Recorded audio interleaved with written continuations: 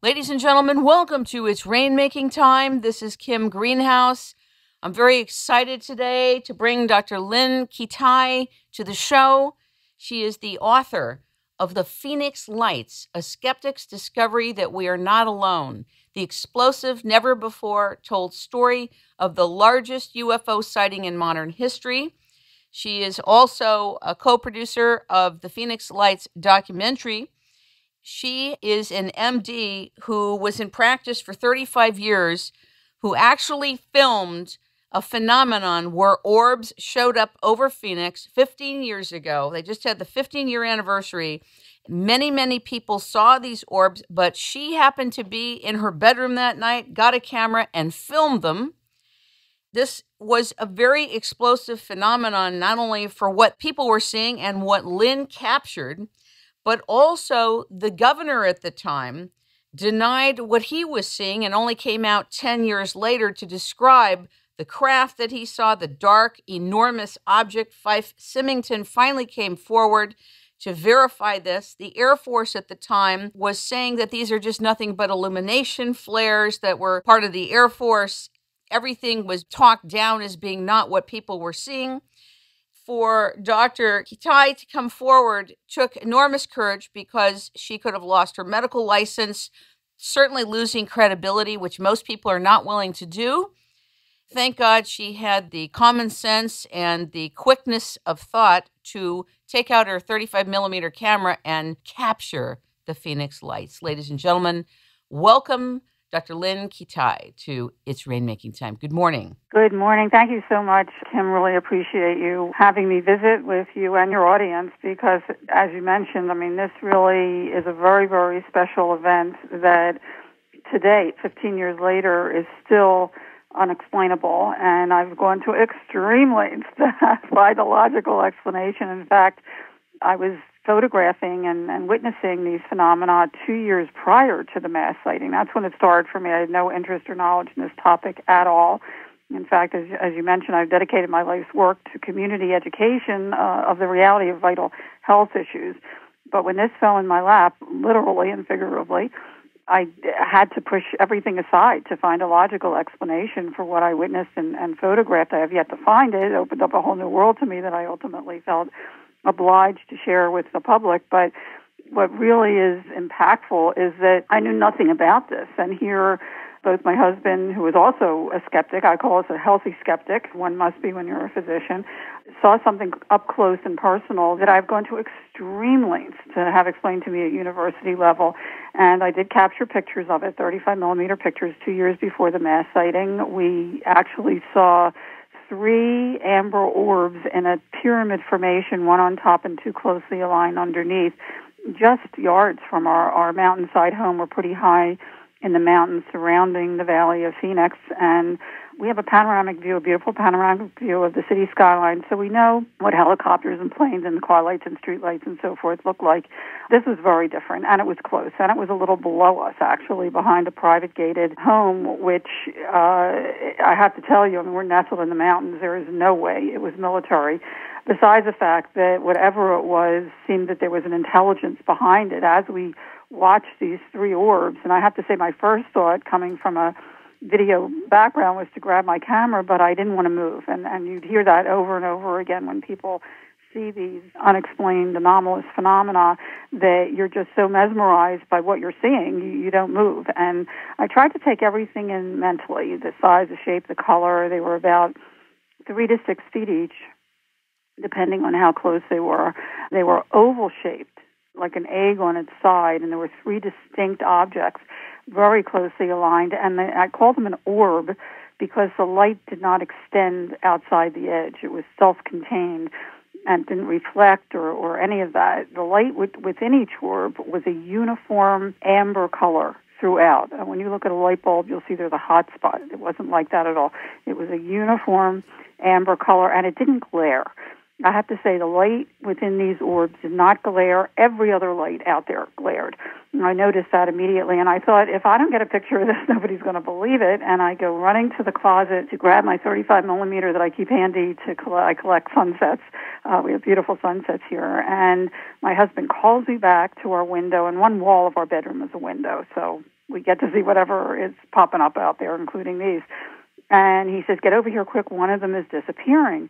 And as we watched, in awe, the top orb, without budging, started to implode. It's hard to explain, but it's almost like a dimmer switch that starts getting smaller and smaller and smaller, as if there's an intelligence behind it doing this. And I have to admit, and I did not admit this to anyone until after the mass sighting 2 years later, that even after it disappeared, it seemed like it was still there. Now, where did it go? Another dimension, perhaps? Whatever. At the time, I had no idea. I just jumped out on the balcony, grabbed a picture of the two lower orbs. And by the way, if anybody's near the internet, if they want to get on the Phoenix Lights Network website, thephoenixlights.net, just Google Phoenix Lights, it usually comes up first, and goes to the photo page, you'll see the photo, the first and the last photos that I captured of this close sighting in 1995. I shot a picture of the two lower orbs, and I have to tell you, it felt like as intensely as I was watching these two lower orbs, that there was something watching me. And going through my mind, and again, I didn't share this with us all for 2 years after the mass sighting, I was thinking, who are you? What are you? Do you know that I'm here? I'd love to meet you. The next thing I remember, the left bottom orb started to disappear, just like the first, the top one. And I quickly shot a picture of that. That was the only one that turned out at the time, and that's posted there on the photo page of the Phoenix Lights website. It was so spectacular because I actually caught this thing in action, but I didn't even know who to show it to. I just wondered for 2 years what this advanced technology was doing right outside our bedroom window. In the early part of your describing this, you said that it's definitely not military. Can you just share with the audience why you're so emphatic about that? Well, not only are we nestled in a mountain range in a very affluent community, but it's a no-fly zone. I mean, there's no way. There's no military anywhere even close to where we are, and that wouldn't be near us anyway because we are a no-fly zone. We are nestled in the mountains. It would be dangerous for them to even be in this area. Plus, it was below us. I mean, this was not only something that I couldn't even imagine being here on Earth, that we had this kind of technology, nor have we seen it, but it's been showing up worldwide for many centuries. But when you look at those pictures, and this is another thing, I mean, there is so much to this story, and I'll try to describe as much as I can so people can just get a taste of it, and hopefully they'll pick up the book, which was a 750-page journal 7 years later. I'll bet the editing was almost requiring psychiatric help just to edit it. I mean, that's a whole other story because I pushed my entire medical career aside after thousands of people saw what I saw on March 13th, and we can get to that. And again, to find a logical explanation, and kept a daily diary of everything. I mean, I meticulously tried to document every single thing from military conversations to the media to witness reports, etc., and also research the history of these, which is so fascinating, and end up with a 750-page journal 4 years later. Went back to work to help put our younger son through medical school, and he's in the documentary. He had a couple sightings with us. He's a neurologist now, and while I was chief clinical consultant at the Arizona Heart Institute Wellness and Imaging Center, pared down and edited down the book to the journal to the best of what I found. So I ended up, finally coming forward after 7 years of anonymity in 2004 with the Phoenix Lights of Skeptics discovery that we are not alone, which at the time was 230 pages, and just came forward with the third edition last year with what has happened since I came forward in 2004, which is a whole other story. You and I are going to be here for days. Right. Like I said, we could do that. That's why I hope people pick up the book. Folks, if you think this is an hour-long interview, I think it's going to be a walkabout, so stay tuned. Well, anyway, getting back to 2 years before, here and if you look at those pictures on the webpage, you'll see in the background, and this is what's really important, Kim, because there is, people, the hard-nosed skeptics / debunkers that try to discredit the messenger so people won't listen to the message or look at the data.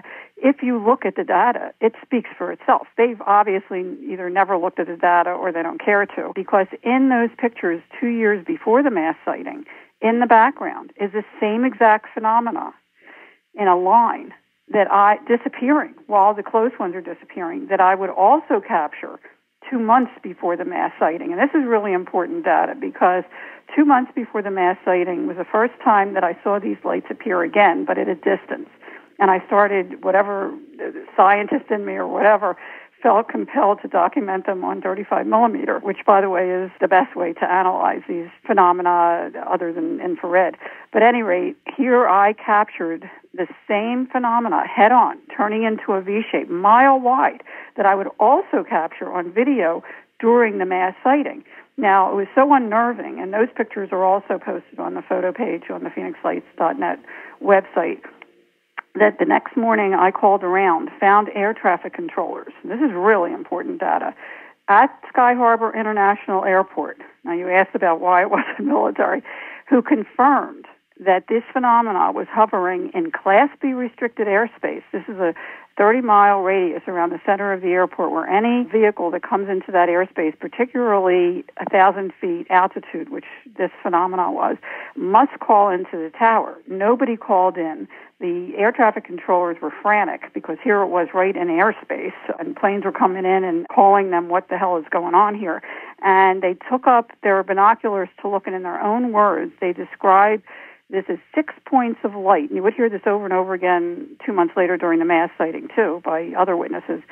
6 points of light, massive span, equidistant from each other, that seemed to be attached to something, but they couldn't quite see what it was attached to, turning against the wind. And one of them was a meteorologist, so he knew what he was talking about. This was over a mile wide.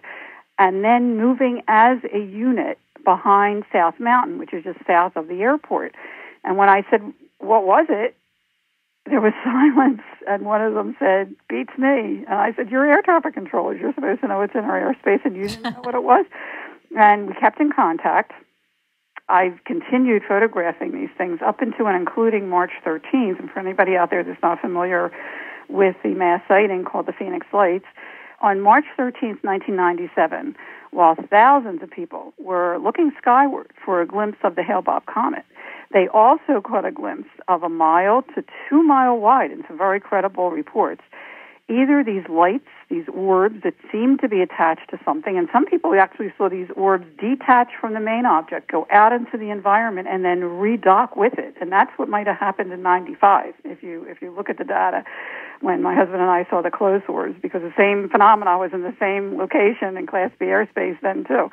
But other people saw craft. And if you go to the GAP page, Geospatial Animation Project, on the phoenixlights.net website, you will see a 12-year compilation. This is so interesting. From hundreds and hundreds of reports that were reported to the National UFO Reporting Center in Seattle, Washington, Arizona MUFON, Mutual UFO Network, Village Labs, which was the clearinghouse, a computer lab here right near ASU, Arizona State University, and then Councilwoman Vice Mayor Frances Barwood, who, by the way, was the only elected official that innocently asked why there isn't an investigation, because so many of her constituents were asking her in May, like months later, and she got plastered. I mean, anybody that came forward really was ridiculed and laughed at by the media.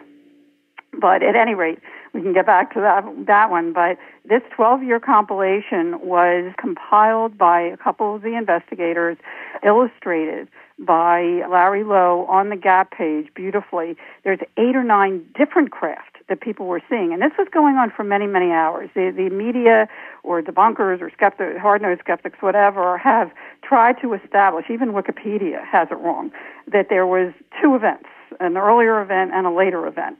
There were many events. There was actually, as far as the craft go, whether one craft could morph into looking very differently, as you'll see in the illustrations, or a parade of different craft, because there were multiple things happening at the same time, which the investigators believe that there was just a parade throughout not only our state, but there was also reports as early as 3 p.m. in the afternoon in Arizona, 5:30 Native Americans were seeing it in New Mexico, 7:15 in California, 11:30 there was a whole air flight crew, a commercial air flight crew and passengers, 140 passengers that saw these phenomena over Nevada.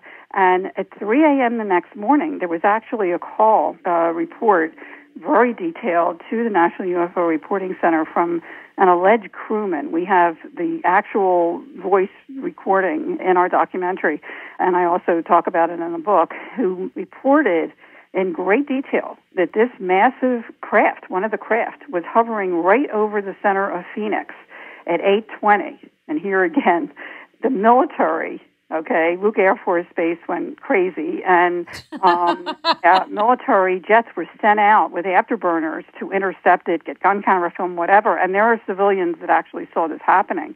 And the crewman reports that as their aircraft got close, about a mile away, their instrumentation in their cockpit started going haywire, which happens quite frequently in pilot reports of these phenomena. And as they got closer, the phenomena just blinked out and disappeared. Don't you think it's kind of funny, Lynn? It's kind of like the military is like using a fly swatter to a starship technology. It's a riot. I think that's one of the reasons that, they're not forthcoming. And it's time we get this out in the open and address it and accept it and study it scientifically so we can find out who's driving these things and also move forward in our own evolution. And that's a whole other part of this. You've read my book. I have conversations with the military that are quite comical. They're just as curious as we were as to what went on. There was so much going on that night. Do you really think they were curious? Because, see, I feel that they already knew what was going on, but they were curious to just, something was going on, but they didn't know what it was or how to deal with it. And even in 5:30 the next morning, there was a Boeing crew that reported that they saw one of these massive craft hovering right over their tarmac. This is, restricted airspace. And these things are appearing and disappearing at will. I am open to anything. And if this was military, shame on them. Okay, that's number one, because they went right over people's heads. There were people that described them so low that they were rooftop level. They could have thrown a stone at it, okay? And we're talking people. We have a couple of people in the documentary. One is a pilot, a Vietnam and military and commercial pilot for over 30 years, and also an artist who had these objects right over them. And they actually looked into what they described, these huge, massive, giant wells of swimming light, like gaseous kind of light, like a canister in the ceiling. This is 15 years later. We haven't seen any kind of technology like that. So, it's just very suspect that it was not military. And I hear you. Shame on them if they were passing over civilians throughout the state and beyond and then denied it. And the other thing is, too, for months, I have to tell you, and you mentioned the former governor, which is a very interesting story, because for months there was no investigation, no explanation. It was uncanny, even just a public safety issue. That's why the councilwoman, Vice Mayor Frances Barwood, brought it up in the council meeting. Was important, and yet there was nothing. There was not a breath of anything being done or talked about, although behind the scenes we've learned now that there was plenty going on. But we see months later, when on June 18th, a front page USA Today article, and most people, unless they read my book, they have no clue about this part of the story. But a front page USA Today article opened up the sighting to international scrutiny. We were deluged by media from all over the world overnight. It went viral overnight. By the next morning, it was on every news station, every morning show. It was just unbelievable. And by late morning that very next day, June 19th, we get the message that there's an unscheduled press conference by Governor Feist-Symington that they found the culprit to what happened on March 13th. And everybody took it very seriously. And later that day, he has his press conference and walks out one of his aides with a giant alien head and made a mockery of the whole event, which really offended many, many people who knew that what they saw was not a joke, especially parents who were with children who, by the way, were usually the first ones to see this and alert their parents to it. But at any rate, that was really disheartening for anybody that saw the real deal. And it wasn't until a month later, they had to come up with something, because once it was out in the open internationally by the USA Today article, people started searching for hard data, and a handful of us had taken video. There's one earlier video that has mysteriously disappeared through the years, but there were 4 of us that took video around 10 o'clock. 2 of us before 10 o'clock. My video is the 3 points of light, like the endpoints of a giant V or triangle. One is an arrowhead taken about the same time. And then about 15, 20 minutes later, there are two boomerang-shaped objects. Now, they're very impressive, but one of them is a little haphazard, like flares would be, so I've never used that in any of my work. But one of them is just so rock solid. I mean, you just have to look at it. It speaks for itself. But those two have come under extreme fire for being flares, okay? Mine, on the other hand, was just reanalyzed by Navy optical physicist Dr. Bruce Maccabee and established once again, as he did in 1998, which unfortunately the skeptics, the hard-nosed skeptics and debunkers never looked at, as the real deal, as unexplainable, near Phoenix, et cetera, and it was seen by air traffic controllers as well in Class B restricted airspace. So there is hard evidence, but at any rate, that was the only hard evidence that they could debunk. They had to say something about that and come up with something. And whoever did, I have to tell you, was brilliant, because in the video doesn't do the lights justice. They're much smaller, they're white, they flicker, and could be mistaken by an untrained eye for being flares. Well, it wasn't until a month after the USA Today article came out, and again, I had checked every military base, and they were more interested in my data than giving an explanation for it. And I get a call from one of the heads of PR at the Air National Guard saying, "Oh, Dr. Lynn, do you believe that in, I think we know what those lights were back in March." I said, "You do?" She said, "Yes, do you believe that nobody ever looked at the log for visiting Air National Guard, and the Maryland Air National Guard was in town that week sending off military illumination flares in Operation Snowbird." Now, that's important, because I came to learn that term means, in military terms, diversionary tactical maneuvers, which to this day, it has been a diversion, let me tell you. But at any rate, so they may have been sending off flares somewhere, but they certainly weren't sending them off over people's heads. All right, now I got to slow you down for a minute. You are seriously like a starship. I'm glad that you talked about the gentleman who processed the imaging for you, who was a Navy optical expert. Right. My question to you, and I have several questions I want you to address right now. I want to cut in here and hold you back for just a moment, because he's Navy. How did he feel about providing the level of expertise he did in this area when it's kind of taboo? Well, he's obviously cautious. He could not say that my video was the Phoenix Lights. All he could say is it is unidentified. So he has been careful. Now, he also analyzed my pictures in 95, as we can get to the 2 years earlier, and came up with a very riveting conclusion that I kept private for over a dozen years, because it was just so out there that I just didn't even want to go there. And in the latest edition of my book, I finally divulge it, because I think, I have come not to believe in coincidence, and I'll tell you a couple of them in a second that are really interesting. He has been intimately involved with this investigation, and he's also been open to analyzing, other things. And you're right. I mean, just the fact that he's a Navy optical physicist, to me, sends up a red flag. But he has been extremely supportive of my own work and my own data, and has really helped get the information out there as well, and has supported me in my efforts. And sure, that's all you can hope for. Yeah. Now, it doesn't send a red flag to me, but maybe not to people well, he's listening. Still military. So yeah, it's military, but he's not memorializing what it is. He's confirming the data that you captured. Very scientific, exactly. Right. Trying to be, I just wanted to finish my thought from Sure. It's really important. When the PR person from the Air National Guard said that it was military flares, I said to her, "When was the Maryland Air National Guard in town?" She says, "March 1st to the 15th. And at that point, I said, "Were they in town in January?" And she said, "No." I said, "Are you sure?" She said, "Absolutely." I said, "Well, I have 35 millimeter photographs," and this is really important, of the same phenomena in the same location as March 13th, confirmed the next morning in both cases as hovering in Class B restricted airspace, 1,000 feet altitude. And she says, "You never told me that." And then I said, "Not only that, but you're trying to tell me that flares," and I educated myself to any logical explanation, including flares, that cannot keep a formation, that drift and drop haphazardly with the wind, fall to the ground in minutes. You're trying to tell me that flares stayed in a rock-solid, equidistant, mile-wide V formation and traversed the entire state for many hours? And she says, "I have a call coming in. I'll get back to you." Well, I'm still waiting. It's 15 years later.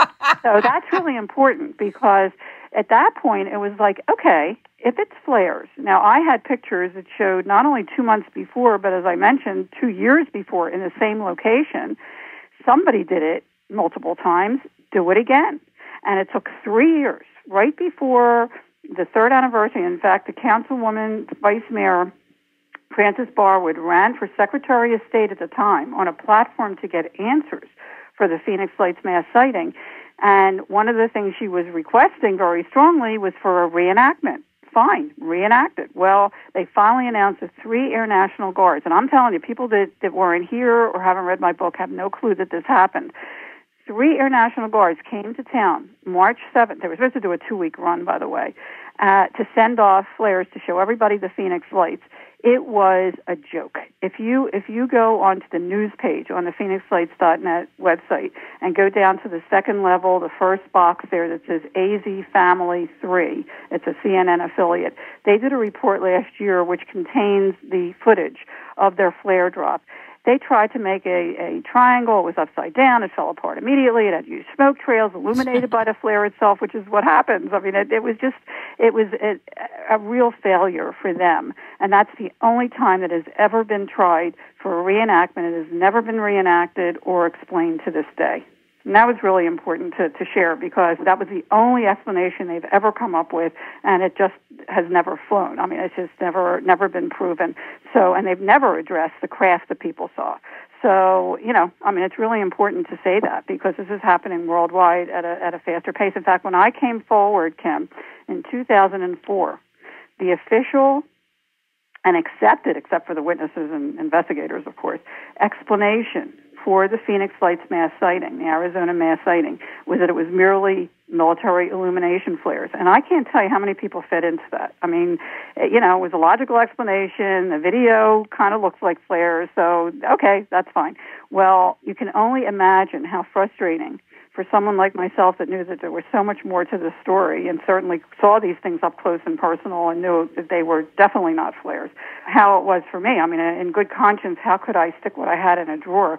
And now, so many years later, since 2004 when I came forward, and certainly other people have come forward, including the former governor. He came forward, as you mentioned at the top, after the 10th anniversary to say that he actually saw one of these craft, and it was otherworldly in his own words, and he's a pilot and from military, which is a huge step forward. It was very courageous for him to do that, and also put it to a new level, because now we had an elected official admitting that not only did he see it, but that it was not military. So that is another part of the story. But yeah, well, there's a whole fear-based piece of this that's inherent. Like, people are coming to this when they're ready to really deal with it, when they're ready to look beyond their credibility and stand in what they see and what they've observed and just speak their truth, period. Well, not only that, but also if they learn about it. I mean, a lot of, I always say everybody comes from a different background, from a different upbringing, from a different belief system, worldview.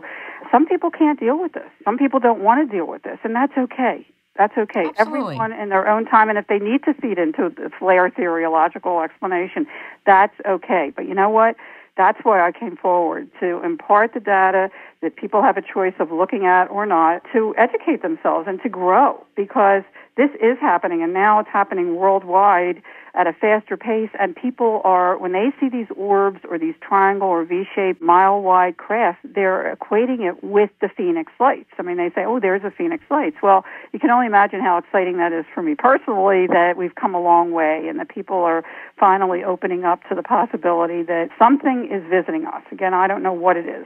And most things can be explained. That's the other part of this. I mean, only a small percentage cannot. Many things are misidentified. I was having lunch with my 2 sisters yesterday for my birthday, and I was sharing with birthday. Thank you. Birthday. Thank you. And I hadn't seen them in quite a long time, and we sat together, and I had my younger sister, Jackie. She was with her husband and their children in Palm Desert, and they witnessed orbs. And they were white for 10, 15 minutes. And then her husband said, let's get in the house immediately. And a shout out. This is a quick shout out to Jackie for sharing it. So I had her tell the story to Karen yesterday at lunch, and it was very cute. It's so synchronistic that we're having this conversation today. So, people get both the sightings and to observe this, I guess, when they're supposed to and if they're supposed to as well.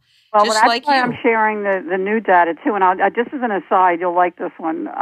6 months before the mass sighting, like I said, I don't believe in coincidence anymore. There's just too many synchronicities that have happened since the mass sighting. But 6 months, even before, 6 months before the mass sighting, I was invited to share my substance abuse prevention education program. I have a company that produces video and workbook curriculums on the reality of vital health issues like AIDS and teen pregnancy and substance abuse.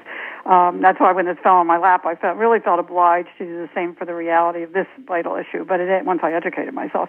But anyway, the Gila Bend Indian Reservation is in between. It's in the basin in between South Mountain, which is just south of the airport, and then a few miles back is the Estrella Mountain Range. And they intersect, and again, if you look at the photo page, the first picture I have there has a topography, and you can see South Mountain and the Estrella Mountain Range intersect. And that's just where the Gila Bend Indian Reservation is. And they have one school, and I presented my substance abuse program and got friendly with them, helped them out. And right after the mass sighting, I noticed, and in science we look for repeatability, that my pictures were consistently showing that these phenomena were popping up right in that area where South Mountain and the Estrellas intersect. So I called them up and I said, my pictures keep showing that these lights are popping up in that area. Did you happen to see any strange lights on March 13th? And they started to giggle. And I said, is that funny? And they said, are you kidding? We've been looking up at them for centuries. We call them sky people, light beings. And it's part of their culture. I had no idea. Now, are you referring to the guy, John, the Navajo Ranger, that He's up in the Navajo Nation, which has also, by the way, seen many, many things. And I applaud them so much because the Native peoples, not only worldwide, believe that there are other intelligences, and they're very, very welcoming of them. In fact, the Hopi Indian here have protocols to invite these phenomena in, and some of the Native peoples believe that these orbs are ancestors, that they're spirit world coming to give them guidance and comfort and wisdom. And the Navajo Rangers that are now coming forward just in the past year or so and telling their stories, it is very brave of them. I mean, they're finally, they want to get to the bottom of it. They want to join forces with Mutual UFO Network and scientists to really study these things, which I applaud. I mean, that's what I've been asking for years, and they're now coming forward to tell their stories. In fact, they had a huge sighting the day before our mass sighting, and so it's right in the Navajo Nation where everybody came out of their homes and sat on lawn chairs to watch these orbs spinning in counterclockwise circles for like a half an hour. And they thought that would be big news, but then the mass sighting happened and kind of eclipsed their sighting out. Right. Now, wasn't that around Second Mesa and also north of Flagstaff and a few other areas as well? Oh, yeah. I mean, but they're happening worldwide. It's not just in Arizona, but certainly we do have, for whatever reason, I was going to say, the Gila Indians were native peoples were telling me that the Estrella Mountains got their name, were given their name by the Spaniards because of all the history that they were describing of these phenomena for centuries. Estrella means star in Spanish, and they believe, and this is where it really gets interesting, that the Estrella Mountains is a gateway to the stars. And when you look at my data, I mean, they believe there's a portal or gateway in that area. And when you look at my photographic data, it speaks for itself. It may be so. I mean, they consistently pop up in that area. So, and there's other areas around. In fact, the last two pictures on the photo page are of sunsets. And I did not see this when I was taking the pictures. But what's an interesting thought is that these things are there. We just don't see them unless we're open to them or invited.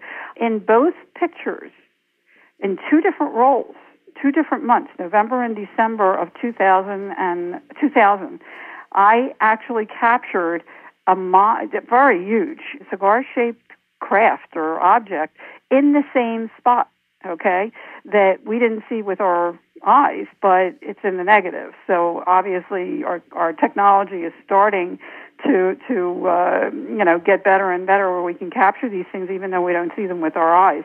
So they're there.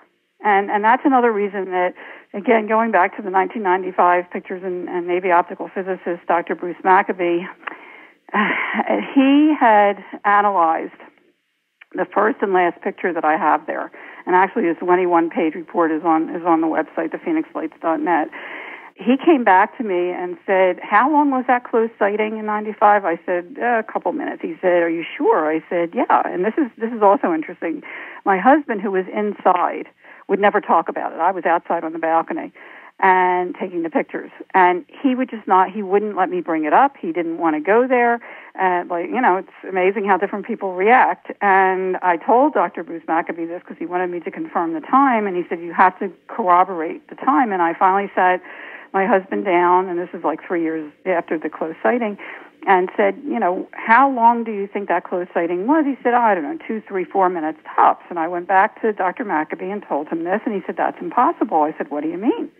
He said, "Look at the pictures." I said, "Okay." He said, "First of all," and he noticed immediately that the same phenomena was in the background in the same location as 2 months before in the mass sighting and during the mass sighting that I captured. But even more than that, he said, "Look at the skyline." I said, "Okay." And I would have never noticed this in a zillion years.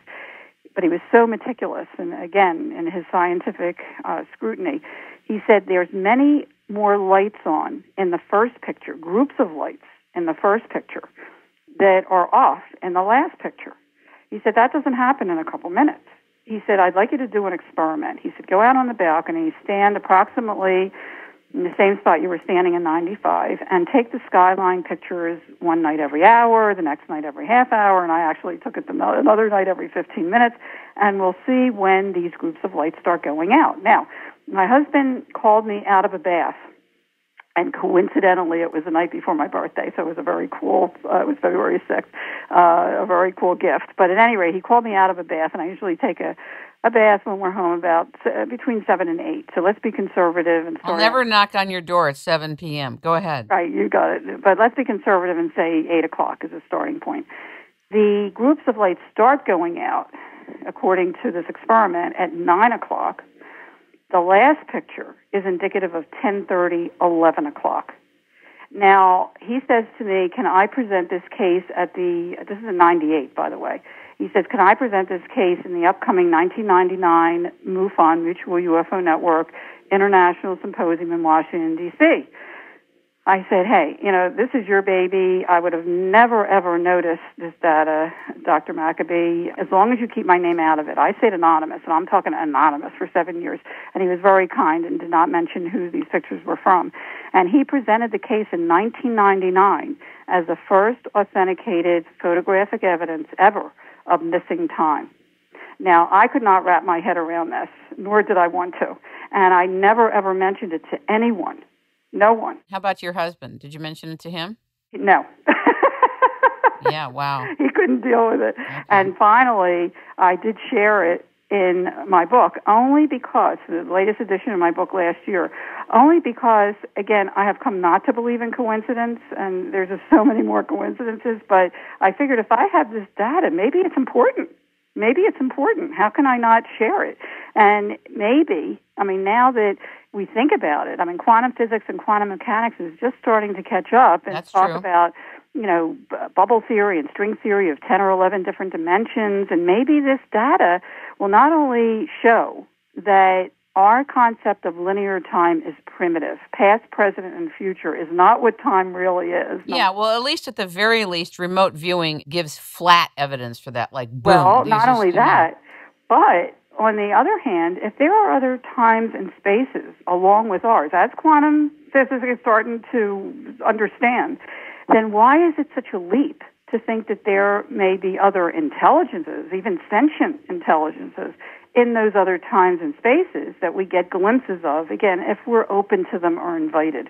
So I thought it was really important to share the data now, and hopefully science will take a look at it, and it'll help open up that door a little bit more. You and I had an earlier conversation in our first dialogue together about this and your work, and you said that some people high up had visited you and had given you some recommendations. Some people high up that were kind of scary to you. I did meet people a year after the mass sighting to show them my data. They had requested seeing my photographic data, and I had no idea who they were until afterwards. And yes, they were very well connected to the military and whatever. They were people that I didn't want to know who I was, but they obviously found out who I was. They actually have been very supportive, I have to tell you, all the way around. Not only have they put my data in museums and have mentioned it in their own books, but they have been extremely supportive of my work. So that shows me all the more that what I have is really important. And if they're supporting it, there's got to be something to it. And the other thing, too, that I think your listeners would really enjoy hearing about is that when I was interviewing witnesses, a number of them mentioned to me that they had near-death experiences as children that was reawakened by the mass sighting. And I found that really curious because I did too. And I describe my near-death experience in great detail in the book. I let it all hang out.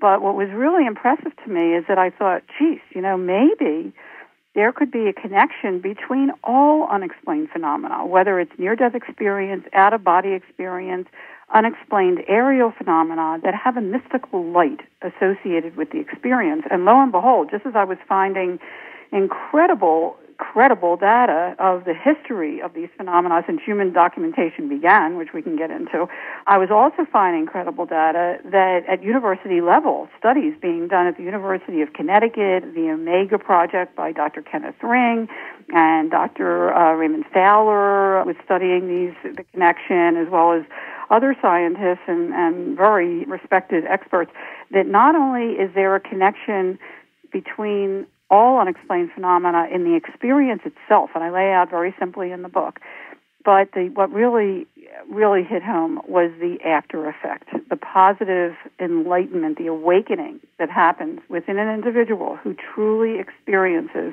an unexplained phenomena, what I started to call an up, a UP, an up, because they are an up. I mean, we are so transformed when you have an unexplained phenomena experience to a whole nother reality, a connectedness to the universe and to the earth and to each other that has probably never been realized before, that now is so important. And I have to say, this transformation, this positive transformation, happened in real time. And I should mention that in 15 years, there has not been one, and I can't speak for other things, but I can speak for the Phoenix Lights, there has not been one report of harm, threat, or abduction associated with the Phoenix Lights. And we're talking way over 10,000 people saw this.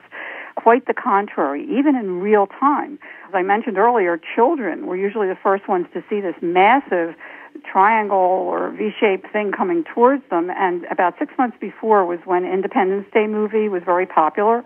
So we are so inundated, and we address this in the documentary, with threat, and harm in our media and in our Hollywood pictures and so forth, that our mindset is to fear. And as soon as they saw this thing coming, they were scared, and rightly so. And they were jumping up and down, Independence Day. But as the phenomena got closer, not only children, but adults as well, had a calmness take over them, an awe. They were transformed in real time to where when it passed by, they wanted to chase after it. They wanted their parents to get in the car and follow it.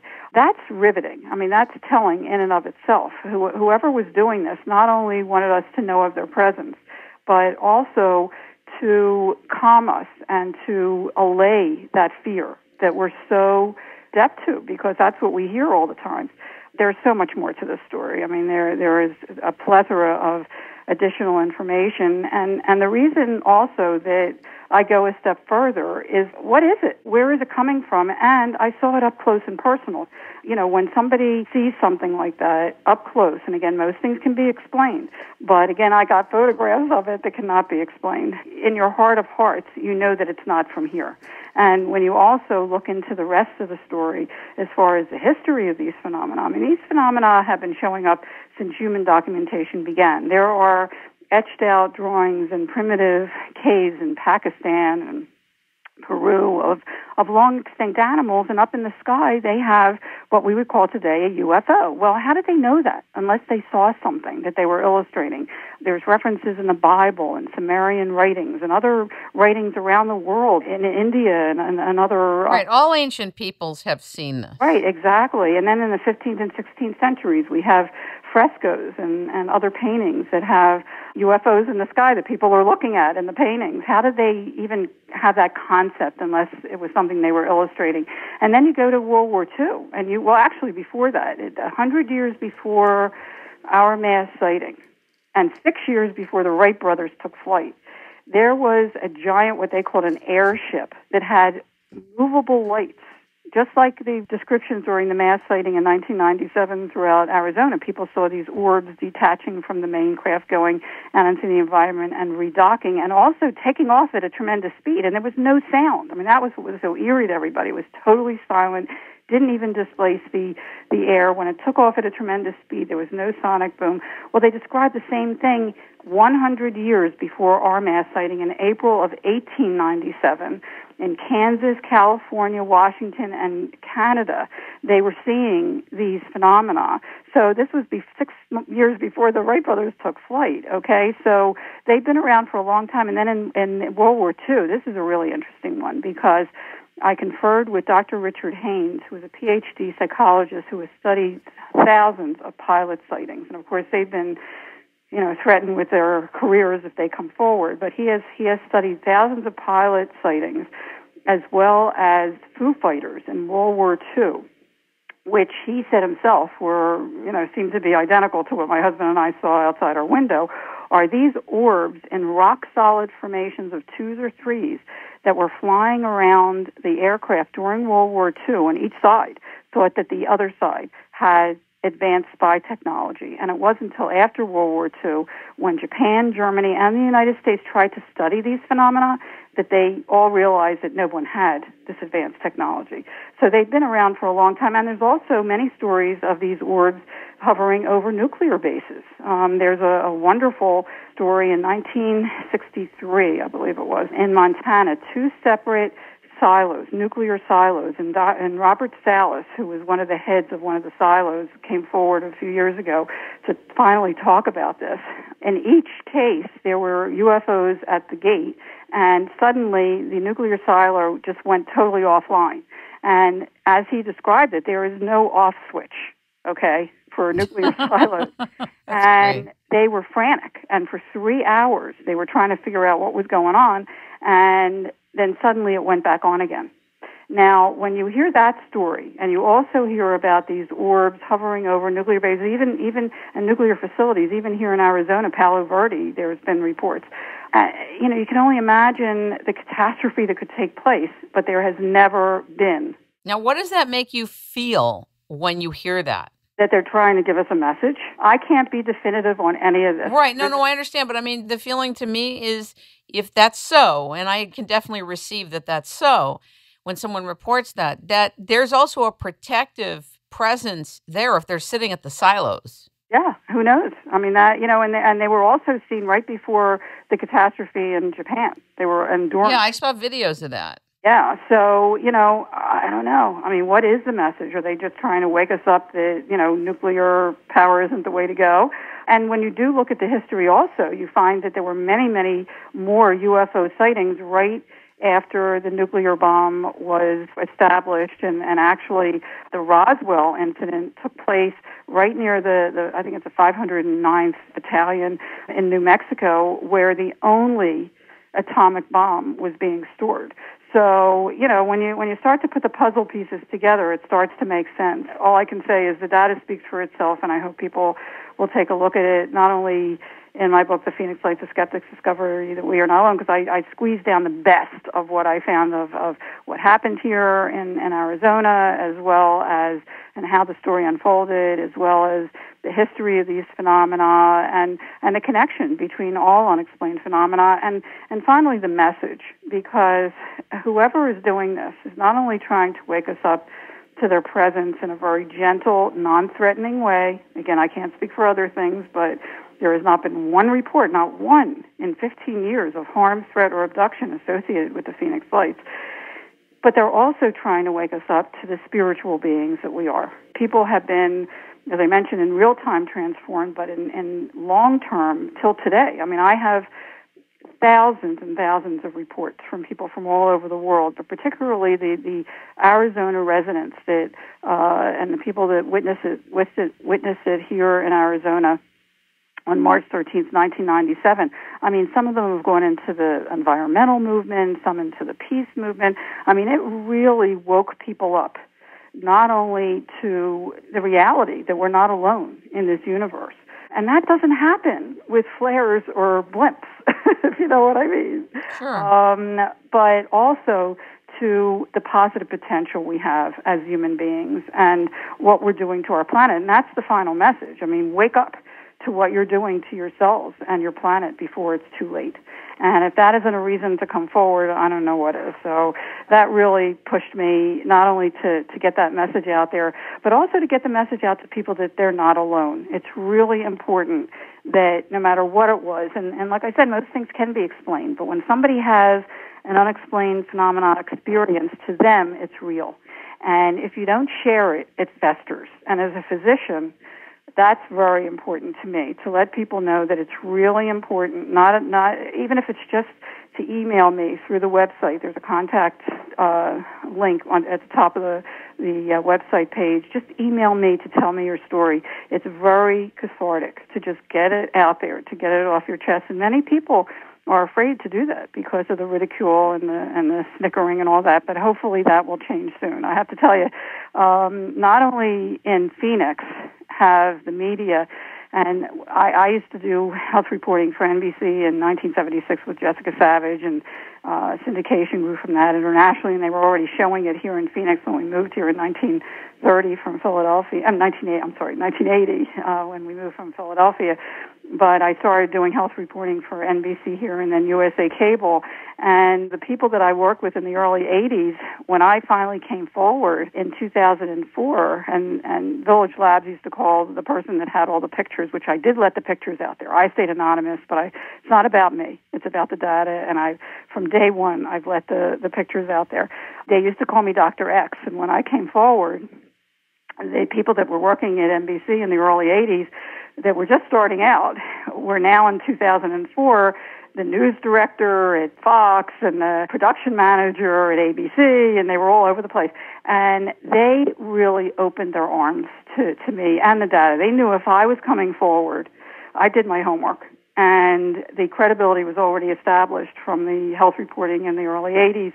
And they have really embraced this. They have been so open and so kind to the people that want to come forward. And we've had some sightings here that were weather balloons or blimps, but they take it seriously and they don't snicker and they don't laugh. And I hope that, this is a model for what should happen. I hope that happens elsewhere as the phenomenon grows and as social networking grows. That's the other thing that's really changed this. I mean, in the 90s, when they were having similar sightings and getting back to similar sightings, I mean, they really started in the 60s. We have pictures from the Lubbock Lights in the 50s, and we have documentation in the 80s for Hudson Valley having similar sightings, as well as the 80s, late 80s and early 90s, and UK and Belgium. And Belgium actually came to the United States and said, "Are you doing this?" And the United States flatly denied that they were. And they're another model because they joined forces with the military and the universities and scientists and civilians to get to the bottom of this. And that's what should happen. Hopefully that will happen in the United States soon, because that's what's really important, that we all join efforts and we work as a team to find out who's driving these things so we can move forward in our own evolution. What's next for you, Lynn? Well, I'm glad you asked, because now that the book and the documentary have kind of gotten a life of their own, the documentary's won over a dozen international film festival awards, which is unheard of for a documentary and certainly one of the genre, and it keeps evolving as more people come forward. Astronaut Dr. Edgar Mitchell is in it. We have a 911 police operator that came forward last year to say that she was on that night, and even though the police said that they got only a few calls, they actually got hundreds and hundreds of calls, and she tells in detail that story, which is fascinating, and others. It keeps evolving every year. We keep adding to the bonus features as well. We have actually an original French Foo Fighter pilot who saw these things during World War II, and he tells his story and what happened when he tried to come forward. So they've kind of gotten a life of their own, and I'm getting back to my own passion of youth education. I have video and workbook curriculums on the reality of vital health issues currently being distributed by Discovery Education, and I am now working on a curriculum for the classroom, 5th to 12th grade, on this topic. And that's fantastic. It's really fantastic. Amazing. It's out of the box. I'm working with amazing teachers and professors at ASU on math and the crop circles, as well as a wonderful illustrator who's at Disney, Mark, and just wonderful people who are all contributing. This has been all out of my own heart and pocket, and people have been so kind in contributing to this effort to get the truth out there. And certainly, who is preparing the public for what happens next? And again, I don't know what these things are. I mean, you can speculate that they're interstellar, interdimensional, which I think they are anyway, whatever they are. Spirit world, time travelers, I don't know, but there is something going on here. Advanced aerial technology is definitely gracing our skies worldwide that cannot be explained or denied any longer. And with social networking, in fact, I have a page on Facebook called Phoenix Lights Network, and I hope people will join us there because I try to give updates whenever there's anything similar to the Phoenix Lights worldwide and more. And I've had people post on there, they're seeing something in Cleveland right now. Is anybody else seeing it? That's what needs to happen. The more people, and I always say, keep looking up. The more people look up, the more people photograph these things. And that's another thing which thank goodness, in 1997, and people ask me all the time, why weren't there more pictures? In 1997, the cell phone was just starting, and they were bulky and did not have cameras in them. Do you remember them? They were like real bulky. Sure, absolutely. And when you're outside and out and about, even though the Hale-Bopp comet was very clear in the northwest sky that night, and most people were looking up at the sky, and that's another interesting aside, is that when there are celestial things happening, there also usually is UFOs sighted. Do they know? You know what I mean? That we're looking up. It happened in 1991. That's a classic case where there was an eclipse in Mexico, and thousands of people were looking up, and they also saw, hundreds of UFOs. But at any rate, it's good to have a camera in your hand if you possibly can, particularly 35 millimeter. But in 97, nobody did. I mean, a couple people that did have cameras for whatever reason, when they were out and about, tried to photograph these mile-wide either formation of lights that seemed to have a field in between them or were attached to something, or the craft, and it was so dark and blocked out the stars and so massive that the pictures didn't turn out. So that's why there aren't more pictures. But the ones that I have, there was no Photoshop in those days. I mean, they're real, and they've also been analyzed up the wazoo. So that today, unfortunately, there is so much mis and disinformation out there and hoaxing, which really muddies the water. So besides being very well documented and one of the largest, if not the largest, mass sighting ever, the data that's out there is real. And, we can say that definitively. So, I hope people will refer and look at it. Well, listen, I want to tell you that I've enjoyed having you on the show, and I really want to invite you back for many, many more questions. And I want everybody, if you're interested in this, to pick up her newly revised book, The Phoenix Lights, A Skeptic's Discovery That We Are Not Alone. Dr. Lynn Kitei. And there's many wonderful books out there as well. Leslie Kean's book is wonderful and in its own right, and Richard Dolan's book on AD after disclosure, their thoughts on what can happen. And that's why I think at this point it's really important that people prepare themselves and educate themselves, because we fear what we don't know. And when you look at the data, it really allays a lot of those fears because it speaks for itself. And as I said years ago, when somebody asked me, if they weren't benevolent, okay, we'd know about it a long time ago. Absolutely. Well, listen, thank you so much for your time and your dedication and for joining us on It's Rainmaking Time. God bless you. Keep up the good work. God bless you, too. And happy birthday again. Thank you. And I look forward to speaking with you. All the best. See you on the craft.